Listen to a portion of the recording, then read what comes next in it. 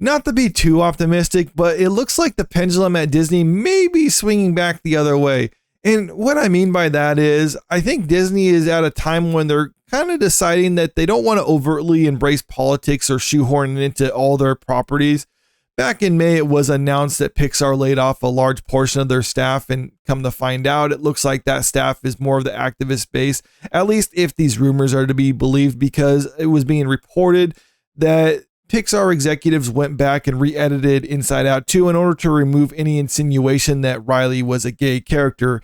And then that movie went on to become the highest grossing animated film of all time after Lightyear, which overtly embraced identity politics, was a huge failure at the box office. So a lot of people are thinking like, well, is this Inside Out kind of changing course? Because it looks like that might be the case. And it's not just with Pixar either. We've also heard similar rumors coming out of Marvel, where Kevin Feige reportedly fired a lot of their activist staff. We don't know exactly if that's true. We do know that they laid off a bunch of people over at Marvel as well. And these movies take several years in order to materialize. So we'll actually learn in several years whether this is actually true, if their movies are no longer overtly political. But still, I think it is a good sign. And now we're hearing more good news coming out of Disney too, because now it's being reported that the head of the Walt Disney Animated Studio is also, well, they don't say being fired, but stepping down and being replaced. This is coming from the Hollywood Reporter right here. Disney Animation shakeup: Jennifer Lee exiting as Chief Creative Officer. Jared Bush takes over. Director-writer Jared Bush is replacing Jennifer Lee as Chief Creative Officer of Walt Disney Animated Studios, as Lee returns to filmmaking full-time at the company and stewards the Frozen franchise. Disney announced Thursday. Bush will report to Disney Executive Co-Chairman Alan Bergman, effective immediately. Now, they're having her remain in charge of Frozen because that's pretty much where she got her notoriety at Disney, as she wrote and directed Frozen, something that was wildly successful. I'm not going to take that away from her. But right now it's looking like she's not necessarily the best fit as the Chief Creative Officer over at Walt Disney Animated Studios. There's been a string of flops underneath her command over there, and that's probably why they're getting rid of her. They're not going to say that they're overtly firing her or canning her or demoting her like that, because Disney doesn't like to do that sort of thing. They want her to at least be able to save face, because it's just better for everyone involved. It's better for her career. It's better for the company to make it seem like, oh no, we're not admitting failure. She just decided to step down to focus on Frozen. We're going to bring someone else in to focus on everything else. But it's pretty obvious if you read between the lines what actually happened there. But let's continue on.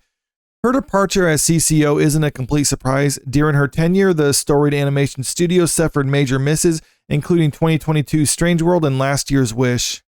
She stepped into her position in 2018, so everything that came after that is her responsibility. It starts with Frozen 2 in 2019, which was a huge success, making $1.4 billion globally on a $150 million budget. And I'm not trying to take that away from her, because she's the writer and director of the Frozen franchise. That's her baby, and she does well with that.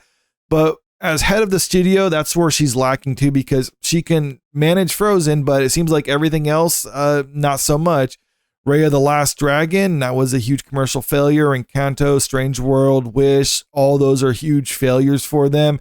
Wish particularly because that was supposed to be a really highly regarded Disney centennial animated movie. It's supposed to be a love letter to all things Disney, and a lot of people regard that as one of the worst Disney animated movies of all time.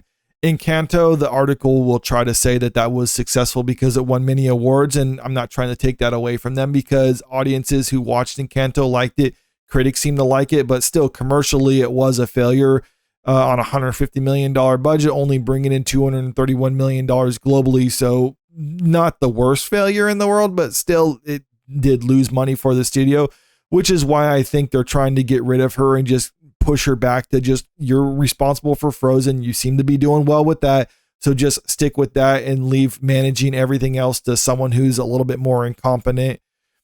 Both Bush and Lee are responsible for billion-dollar films for the studio, Bush with Zootopia and Frozen 2 for Lee, respectively.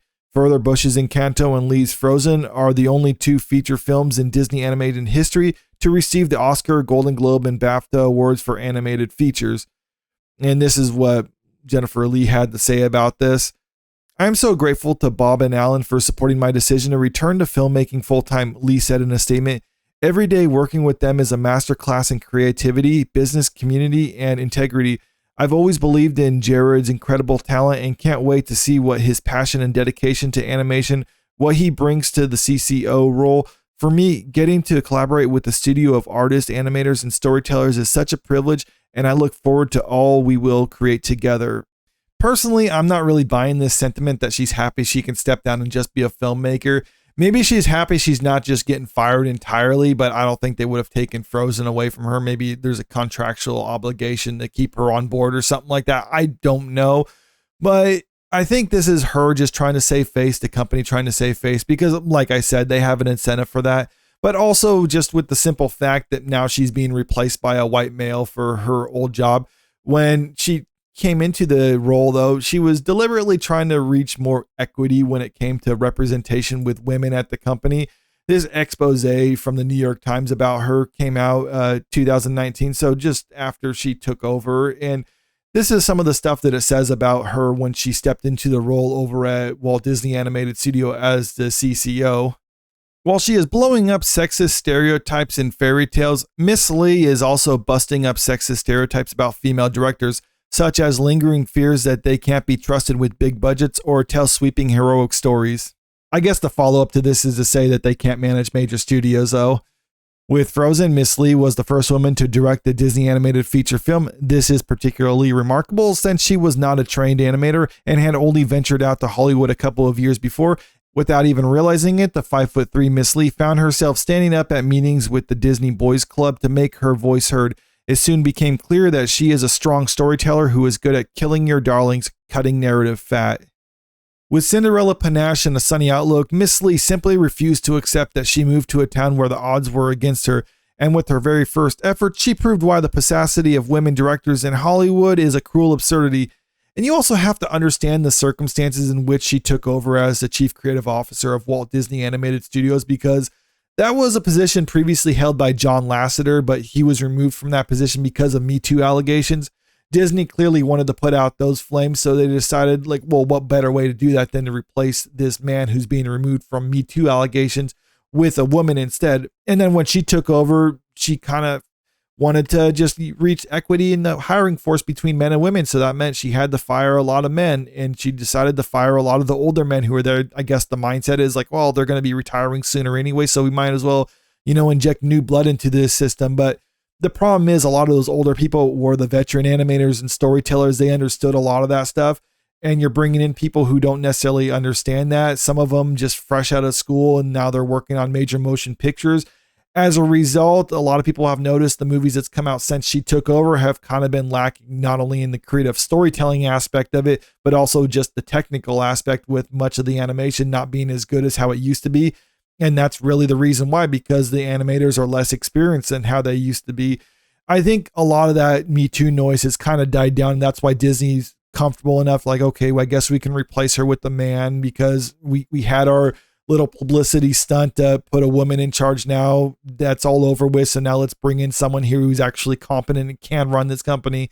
Now, maybe they did think that she was capable of running the company because of how well she was with Frozen, but I don't necessarily think she was the best person for the job. I think that they thought she was capable enough, but they were also looking at the fact that she was a woman and they wanted a woman in the role at that time. So that's why she ultimately got the job, and that probably gave her an edge over the competition at the studio. Now they don't really look at it that way. So they're trying to bring in someone who will actually perform as a chief creative officer for the company, as opposed to someone who is just good at one thing and then not really good at managing everything else.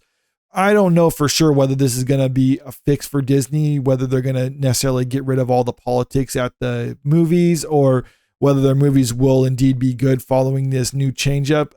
I do think it's a step in the right direction. And I do believe if he doesn't perform, that's Jared Bush doesn't perform as the chief creative officer, then they'll replace him with someone more competent. And that's the way things should be run. If someone is not capable of performing the job, you fire them and get someone else who can.